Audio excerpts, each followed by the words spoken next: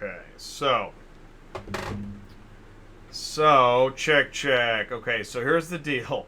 All right, I don't know why. I don't think I've ever seen that happen. The stream just got completely knocked off. I'm assuming because I'm assuming there's so much traffic, but it was really weird. Both computers just completely stopped, and the stream stopped. So I don't even know how two computers could go down at the same time unless some kind of dispatcher was in on the action. But I don't know. So here's what we're doing. And for anybody that was able to make it back in, so we're here. Serge, you found the stream. Sue, you found the stream. So that's a good thing. And we're gonna just try to keep going. So hey, people are coming back in. Ty's back in. Gerard's here. Exotica's here. Hey, what's going on, you guys? And listen, if just tell your friends, let them know, and we're okay. So we're back. People are piling back in. I got James. He should be back in here pretty soon. This actually might be take 3 because take 2 was already used up with the audio when I had James' audio down. But I don't know, man. I don't know what happened. And that was really strange. And here we go. James is coming back in the room now. Big Will, take 4. That's it. Big Will nailed it. We're here on take 4. And somehow, some way, we're back. But that was a really weird crash. That's what I might call that a hard crash. I don't know if that's a technical term, but it felt like a hard crash. And here's what we're going to do. I'm going to move the title up top this time. I think that was probably the problem. Is that in the back of my head, I didn't want to have the title down. I wanted it up, and then the stream crashed. It's not true. But here's the deal, James. We're back. We're live.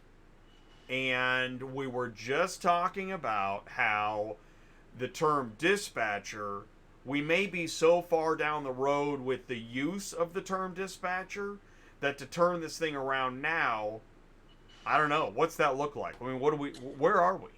Well, here's the thing. So, I was saying that the Interstate Commerce Commission used to police this as a matter of economic regulation. And when we lost the ICC in 1995, basically the new agency that took over, which is basically FMCSA, they said, look, we're here for safety. And if it's not involving safety, we really don't want to be involved in it. Now, there's certain things we have to do, but we're not going to focus on things that are not safe. So because of that mentality, we're talking about almost 25 years at this point. Yeah. Going back to 1995. So because of that mentality, what's happened is there has been no policing of what a dispatcher is by the current regulatory authority at the federal level. And as I said to you once before, I think we had a phone call, and I said, I'm going to bring this up on the show. I said, what's happened here, it's like when you go out into your garden, and you notice that there's a little weed in the garden, and you have all the things that you want there, the trees and the flowers and the bushes, but there's this little weed.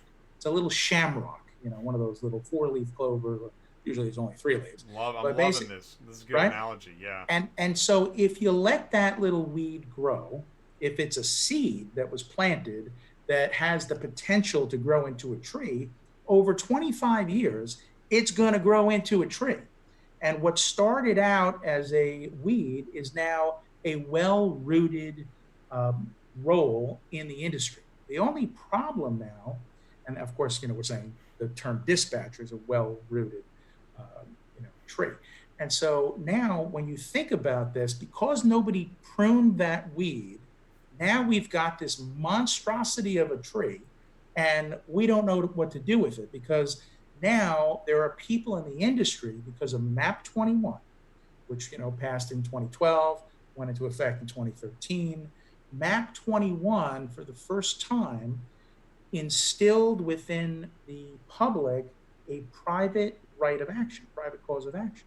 And so because that regulatory authority was never going to really get into this because it's not safety, and FMCSA has been around for 20 years out of that 24 or 5 years, because they haven't wanted to touch this, Now there's legislation that's passed as of 2012, and basically now in 2020, we can now do something about this weed. And it's going to take a heck of a lot of work to clean this up because now we got to bring out the chainsaw, to cut this tree down. So that's the problem. The problem basically is that it was never dealt with all this time. And now there's a whole generation that has come into this industry and they have no conception that this is not a real thing, this dispatcher or dispatch service.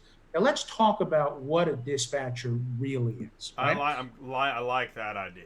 Yeah. Okay, so there's two things that a dispatcher is, right?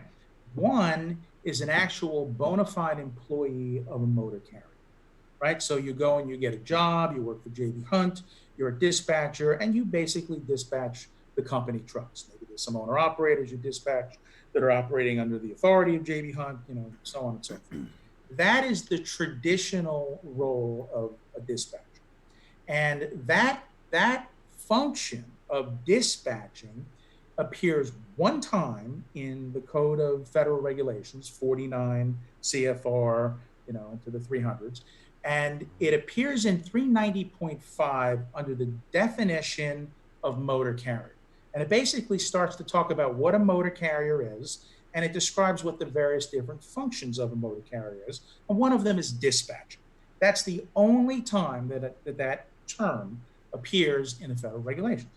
Now, the second concept here is what you were talking about back in Halloween on your show, and what a lot of folks, talk about. Yeah, that's right. That's the last time we jumped into this. That was 6 months ago. Back in October. Awesome. So what we're basically talking about as the second type of dispatcher is an independent dispatcher. And so that's what all these people are out there doing. They're setting up businesses as independent dispatchers. They're offering dispatch services. There are even folks that are out there in the industry that are training people to be dispatchers as if it's a legitimate, real thing. And it's not. I wonder who does that.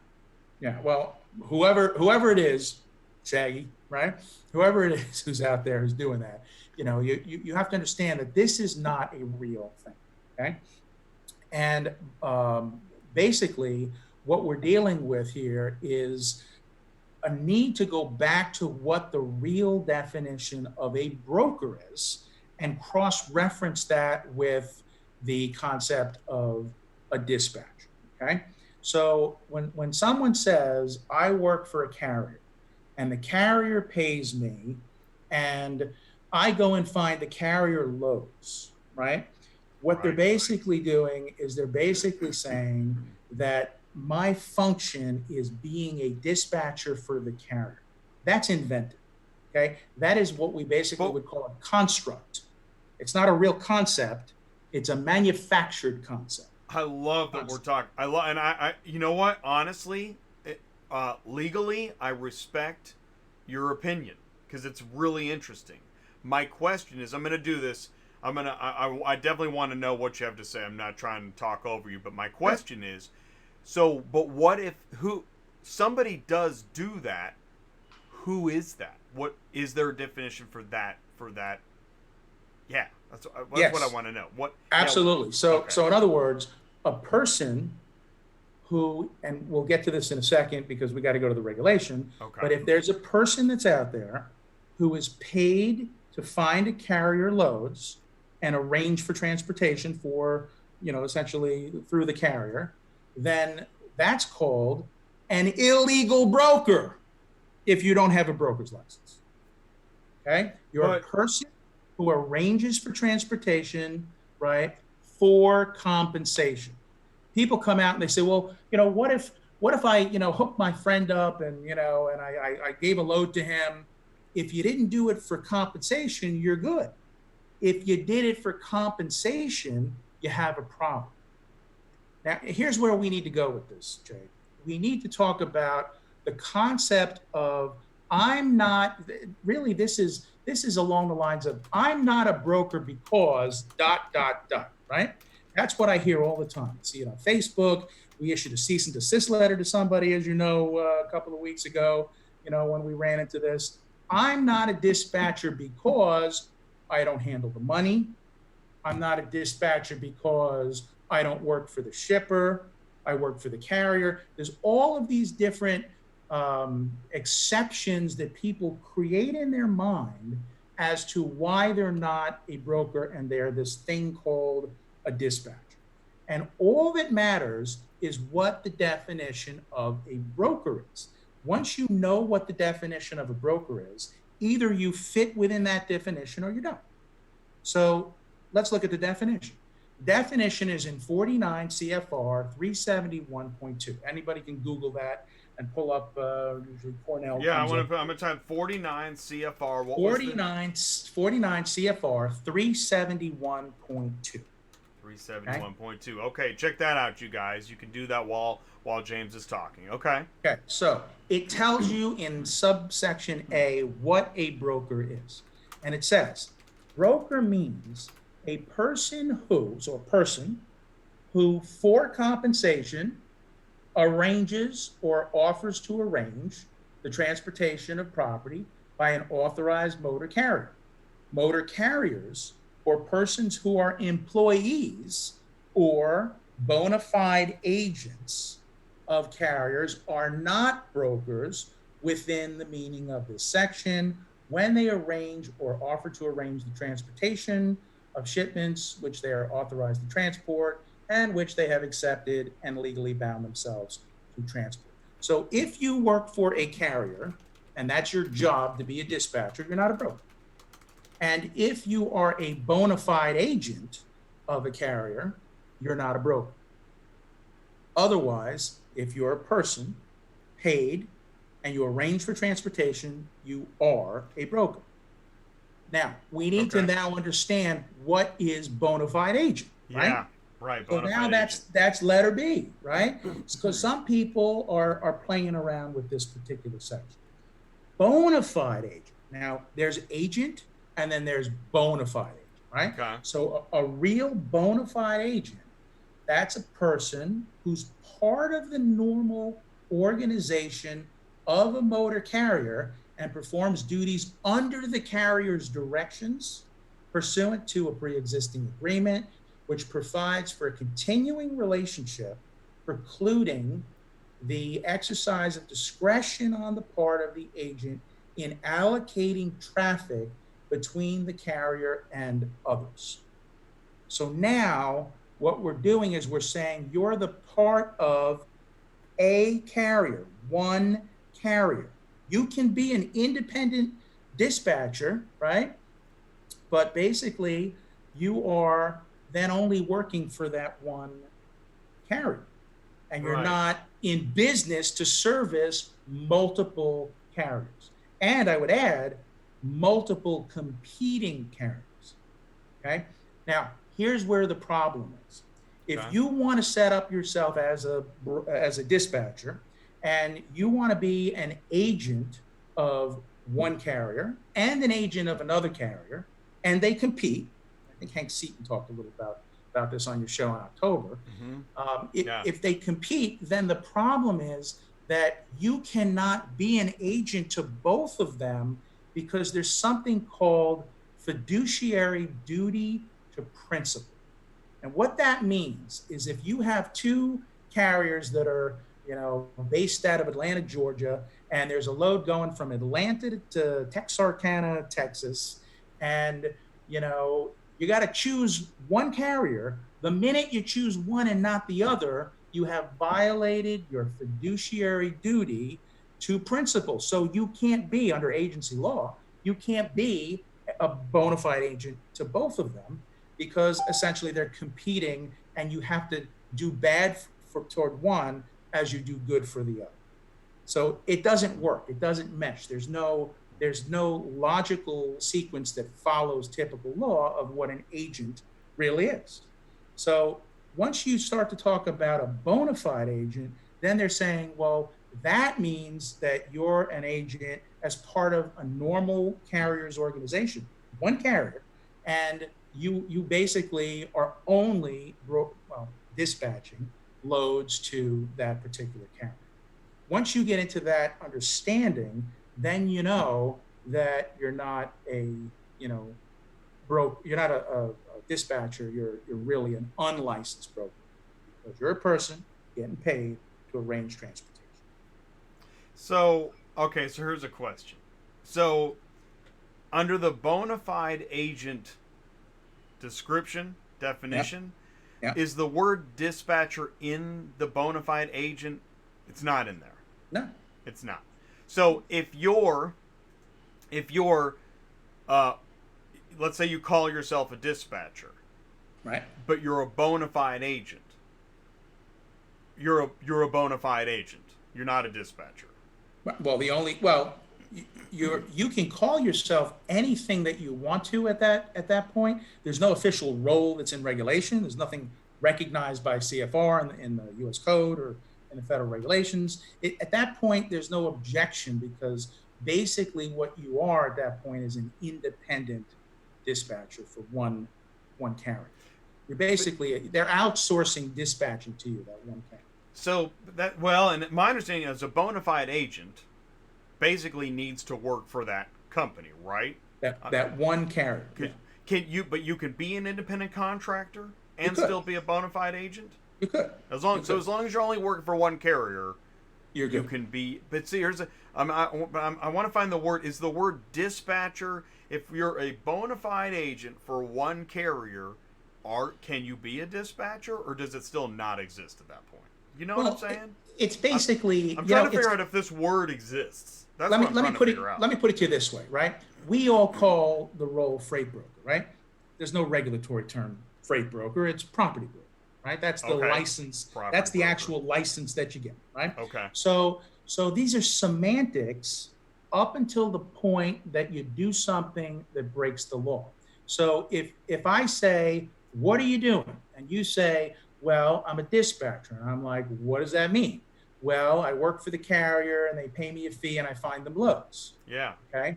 So at that point, then I would say you're an agent of the carrier, right? And you would say, yeah, agent, dispatcher. It's basically the same thing. It's just two different ways of saying what I am. I'm not an employee, right, of the carrier in that case. I'm independent. So I'm either a vendor or I'm on a 1099 or independent contract or whatever the accountant's structure.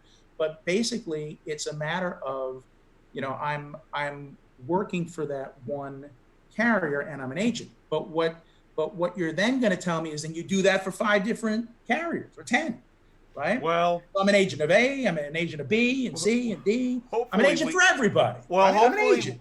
I understand. Hopefully we can get there, but I think right now I want to stay in the sandbox of does a dispatcher exist? Like, I honestly want to get there. That's one of the reasons why here's the thing is, you know a lot about what you're talking about. And so I want to live see if we can figure out where we are, how we got here, and what we do next. I'm actually really curious. Because I know there's a lot of people that they don't even want to discuss this. And I think it's really important that we do. We should. Right? Because my membership feels we should, because we should. Our licensed carriers want the people arranging for hire transportation to be licensed brokers, and our small broker members don't want unfair competition by unlicensed brokers either. So it's very important to us. And you know what's interesting too is, I feel like I think some people are thinking that suddenly I've turned on them. Not at all. I think this is an important issue to discuss, which is that in this country we have a lot of important issues to discuss, and we need to discuss them, right? And that's what we're doing. Okay, so let's talk about, does the word dispatcher exist? Because I want to go back to, here's what I was thinking: dispatch sheet. A dispatch sheet exists, right? Yeah. That's what everybody calls it. Does the FMCSA or the ICC, does a dispatch sheet exist anywhere in carrier terminology? I don't know. I honestly don't know. Look, it's a matter of, if you tell me what you're doing and you call yourself a dispatcher, the first thing I'm going to do is I'm going to say, where did you get that from? I'm going to say, where does that come from? Show me in 49 U.S. Code Because a definition dispatcher of a would say, dispatcher. I dispatch, I help carriers get dispatch sheets, and that's why they call me a dispatcher. Okay, now you're I'm just, playing with me. I see I'm, what you're. I I'm see what you're not doing. trying to mess It, with you. I'm it, trying to it, figure out how people think that dispatching does exist or why dispatchers don't exist. But this is a slang term. Is that what it is? It's a term that was invented out of another term. Which is So property broker? no, No. no, Okay. no, actual dispatcher of a motor carrier. Somebody took it and they said, I can do this for multiple carriers and I'll still retain And that the word dispatcher. at that instance, that is would you say is that near the beginning of the problem? You crossed the line in the sand at that point. Once you said you're a person being paid to arrange for transportation, in that case, then what you did was you basically, it's a perversion of the real term, which is broker. So in other words, if the shoe fits, you wear it, right? And I wrote an article about this on LinkedIn, as you talked about. It was back in 2014. That's how long ago that was. And I basically said, if it looks like a broker and it acts like a broker, got that link. guess what? It's a broker, Here, right? let's pull that up. Keep going. I'm gonna pull that up. So if I tell you, look, if it's ingrained in you, you're a dispatcher, right? Because somebody trained you, and then that's what you do, and and you're told that this is legitimate and real. If you basically are going to take this position, you're a dispatcher. I'm going to say, are you a person?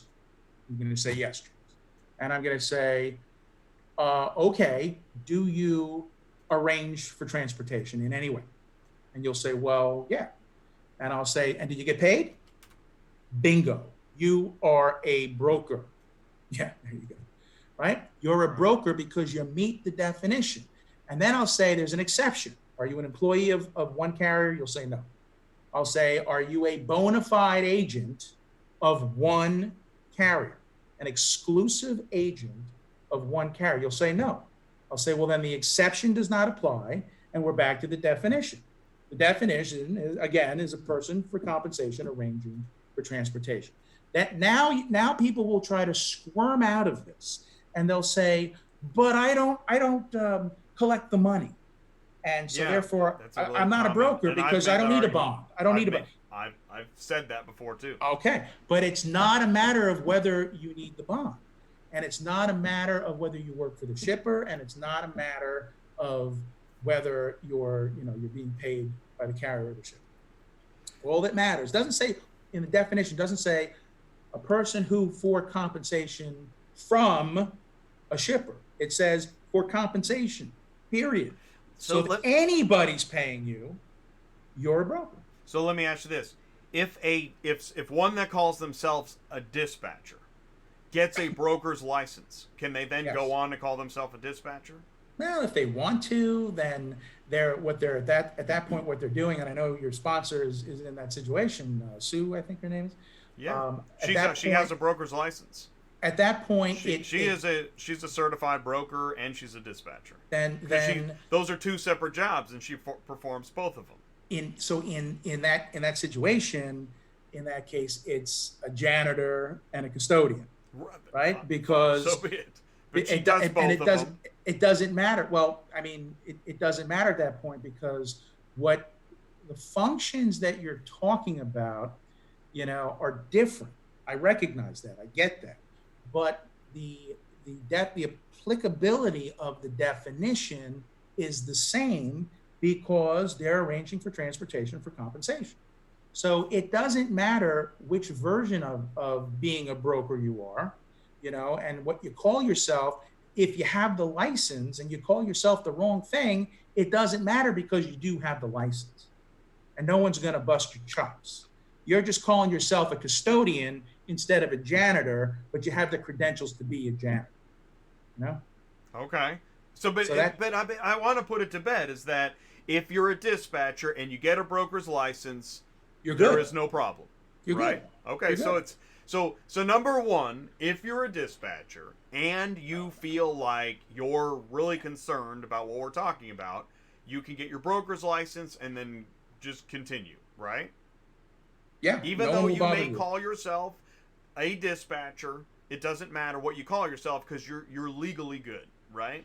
Yeah, you can call yourself whatever you want But to call you yourself. are, is what you're saying, you are a property broker at that point. Yeah, well, I Okay. mean, there's another rule. There's another regulation, and the regulation, it's in 371, and it basically says you can't say that you're a carrier when you're a broker. So as long as you're not doing that, if you're saying that you're a Right. You can't call yourself whatever you want. But in this case, if you're a property broker, saying you're a dispatcher, and you get a broker's license, you're okay. think of it this way, and But let I me. mean, that is a true statement, right? I just want to It, make it sure. you're going to be okay because you can furnish an MC number. Okay. So in other words, if we're talking to you, whether we're the trade group, whether it's our legal team, right, and you say I'm a dispatcher, I'm going to say, what's your MC number? And if you tell me your MC number and I look it up and it's active, you're good. And we're going to just kind of shrug our shoulders and we're going to say, silly you think you're a dispatcher, but you're really a property broker. And because you have a property broker's license, you can do this function that you think is some kind of separate, unique function that you call dispatch. It's essentially the same thing. You're a licensed property.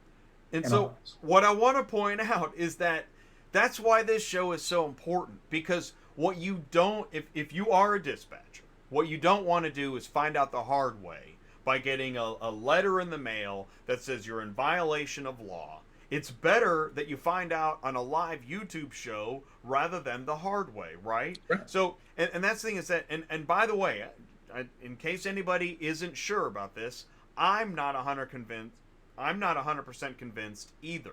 Now, I respect you, James, for your opinion and your legal knowledge. You're quoting law, right? I mean, you're quoting law. Yeah, you're quoting regulations. And this is another thing that I like to say to people is, you know what, folks?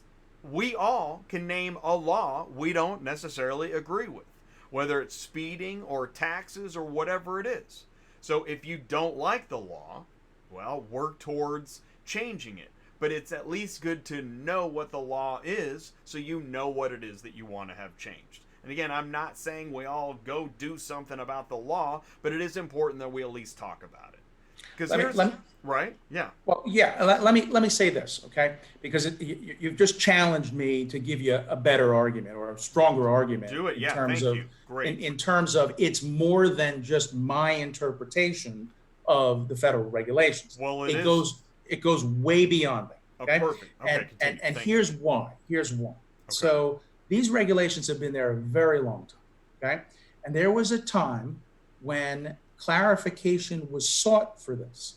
Now we did that last year, right? We did that actually. I think it was October 2018 or something like that. We petitioned the FMCSA in present day time, and we said we want to make the definition stronger, and we proposed additional language so that it was perfectly clear that a dispatcher would be an unlicensed broker. That was our goal. Okay. And so we sent that in, and we have the ability, anybody has the ability to petition the federal government for rulemaking. So we did. We said, FMCSA, please redefine the rule as to what a definition of a broker is and make it abundantly clear that there's no question. It's not about James's interpretation or our lawyer's interpretation. And I agree with that. So it shouldn't be an interpretation. Right. And so we asked for it, right? And we got a letter back a year and a half later. Okay. In January of 2020. I sent you that letter. Yeah. Tim Mullen wrote to me in January of this year. Right. And he basically says, in no uncertain terms, James, and there's a bureaucratic built-in incentive not to do a lot of work, right? Because it's public sector as far as private sector. But now that sounds like an interpretation. I'm kidding. Well, yeah, that's my opinion, right? So he says, James, listen, we don't need to do all this work and redefine what a broker is. It's perfectly fine the way it is. And he essentially made the case that a unlicensed dispatcher is a unlicensed dispatcher is basically an illegal broker because they're people who arrange for transportation for compensation. So now Here's we the letter. have, yes, it's a 2-page letter. So we now have Jim Mullen saying basically, we don't need to do this, what you want to do, because it's already in there. It's like that old commercial, what was it, Ragu or something like that, or Prego. It's in there, right? And so there's no need to do this.